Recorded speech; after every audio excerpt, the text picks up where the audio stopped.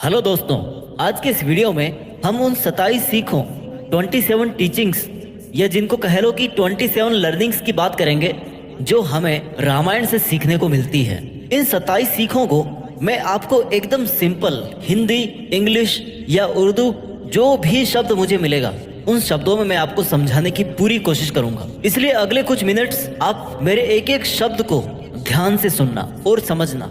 बिना समय बर्बाद किए आइए चलते हैं आज की हमारी रामायण की 27 सीखों पर। बिना समय बर्बाद किए बढ़ते हैं इतिहास के उस सबसे बड़े ग्रंथ के ज्ञान के खजाने की तरफ जो स्वयं पुरुषोत्तम भगवान श्री राम की रामायण के अंदर साफ नजर आता है। और इन 27 सीखों को, बातों को कोई भी इंसान बड़ी आसानी से समझकर और आसानी से फॉलो करके जीवन में वो सब पा सकता है जो वो प्राप्त करना चाहता है। चाहे रिश्तों में खुशी बनाना हो, चाहे अच्छे दोस्त बनाने हो, चाहे जीने का तरीका सीखना हो, चाहे सफलता पानी हो या चाहे लाइफ में ग्रोथ करनी हो, या चाहे अपनी जिंदगी में सब कुछ अचीव करना हो या मन को शांत करना हो। रामायण से बढ़कर कोई शांति प्रिय ग्रंथ इस दुनिया में और कोई दूसरा हो ही नहीं सकता।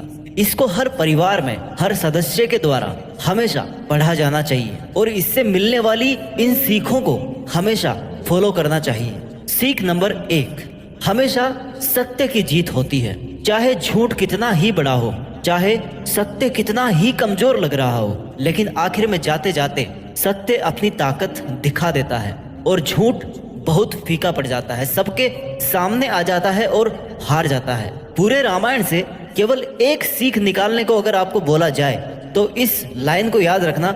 इस लाइन में इसका पूरा अर्थ निकल जाता है कि अच्छाई की बुराई पर हमेशा जीत ही होती है। रावण बहुत बड़ा योद्धा था, उसके पास बहुत सारी ताकत थी, भगवान शिव से वरदान प्राप्त था अमर रहने का, लेकिन उसके हारने की केवल और केवल एक वजह थी कि वो बुराई के साथ था, वो अच्छाई के साथ नहीं था, वो सत्य के साथ नहीं था। इसलिए रावण इतना ताकतवर होके भी श्री राम के द्वारा मारा गया। सीख नंबर 2, हमेशा विनम्र बने रहो। जब भगवान श्री राम ने हनुमान जी को भेजा कि जाओ एक बार देख के आओ कि लंका कैसी है और सीता को कहाँ रखा है, तो हनुमान जी अपनी योग माया से और अपनी ताकत से माता सीता के पास पहुंच गए। उनमें बहुत ताकत थी, पूरा पहाड़ उठा के ले आए थे लक्ष्मण जी को बचाने के लिए। तो सीता माता को तो आराम से कंधे पर बिठा के ले आते, उड़कर आ जाते, लेकिन वे विनम्र बने रहे। उनका फंडा क्लियर था कि जैसा भगवान श्री राम ने बोला है केवल वैसा ही करूंगा। वो चाहते तो उनके लिए क्या मुश्किल था अपनी शक्ति प्रदर्शन करना, पर वे विनम्र बने रहे। हनुमान जी का ये गुण हमें बहुत कुछ सिखाता है। हमने थोड़े से पैसे क्या कमा लिए कि हमारे अंदर ईगो आ जाता है, घमंड आ जाता है और हम दिखाने में आ जाते हैं, जबकि होना क्या चाहिए, हनुमान जी की तरह विनम्र होना चाहिए। सीख number 3, your duties are greater than your personal interest. आपके निजी स्वार्थों से कहीं ज्यादा बड़ी है आपकी जिम्मेदारियां। भगवान श्री राम को पुरुषोत्तम क्यों कहा जाता है? क्योंकि श्री राम से ज्यादा उत्तम कोई और पुरुष है ही नहीं इस सृष्टि में।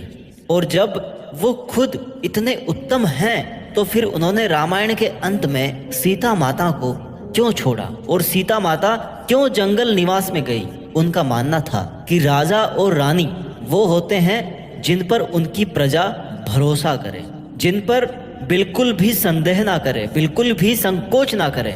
एक धोबी ने संदेह किया माता पर और भगवान राजपाट छोड़कर सीता माता के साथ जंगल जाने को तैयार हो गए दोबारा।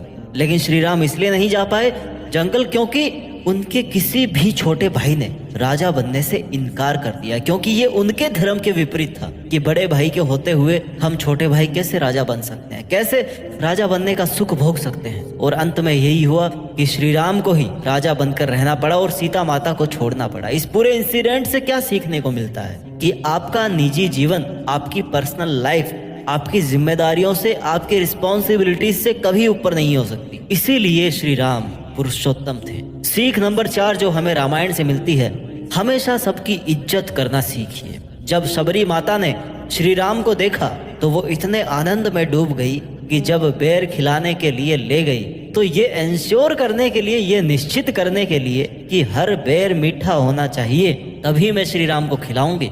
अब ऐसी कोई ट्रिक तो है नहीं कि बेर को देख के बता दो कि बेर के अंदर क्या है, मीठा है कि बेर खट्टा है, कहीं कीड़ा तो नहीं है उसमें। और इसलिए वो हर बेर को पहले खुद चखती थी और फिर श्री राम को खिलाती थी।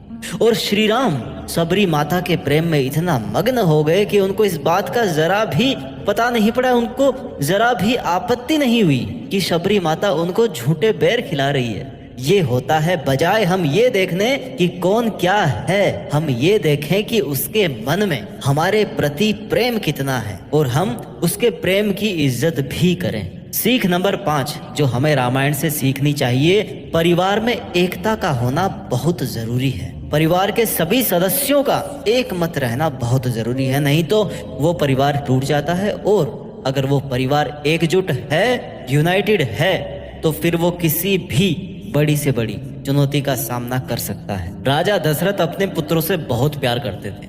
जब माता कैकेयी ने श्री राम को वनवास भेजने की बात कही और वचन मांग लिया, तो फिर और कोई ऑप्शन बचता नहीं कि अब जंगल जाना ही पड़ेगा श्री राम को। राजा दशरथ का एक मन तो ये कह रहा था कि पुत्र को रोक ले, और दूसरा मन ये कह रहा था कि वचन भी दे दिया है, निभाना पड़ेगा। तो भगवान राम ने कहा कि रघुकुल रीत सदा चली आई, प्राण जाए पर वचन ना जाए। ये पिताजी आपसे ही सीखा है कि हमारे परिवार की परंपरा चली आई है कि भले ही प्राण चले जाएं, लेकिन एक बार वचन निकल गया मुंह से, दिल से, मन से, तो वचन का मान रखना चाहिए, उस वचन को निभाना है। भगवान राम चले गए वनवास में तो उनकी पत्नी भी उनके साथ गई, उनका भाई लक्ष्मण उनके साथ गया। जब वो सब जंगल चले गए तो राजा दशरथ ने दुख ही दुख में अपने प्राण त्याग दिए, जिससे पता पड़ता है कि वो कितना प्रेम करते थे अपने पुत्र से, कितना प्रेम था उनके परिवार में। और जब दशरथ स्वर्ग चले गए तो अब राजा कौन बने? कायदे से तो श्री राम को बनना चाहिए, वो है नहीं, तो उनके बाद में जो बड़ा भाई है वो बनेगा। लक्ष्मण जी भी नहीं है, भरत का नंबर आया। आजकल की पॉलिटिक्स होती तो आराम से बन जाते भरत, लेकिन श्री राम के भाई भरत ने श्री राम की चरण पादुकाएं यानी कि उनकी चप्पल को सिंहासन पे रखकर भगवान श्री राम के नाम पर राज्य का कार्यभार संभाला और कभी भी अपने आप को राजा नहीं माना, कभी भी अपने राज्य पर आंच नहीं आने दी। ये होता है परिवार का प्रेम, जो आजकल की सोसाइटी में पता नहीं कहाँ खो गया है। हर चीज के टुकड़े हो जाते हैं भाइयों के बीच तुरंत, ये तेरा ये मेरा, दैट्स इट। हमें रामायण से ये सीखना चाहिए कि परिवार अगर एकजुट रहता है ना, तो हर मुसीबत का, हर रावण का सामना बड़े आराम से किया जा सकता है, हर वनवास का, हर जंगल का सामना आराम से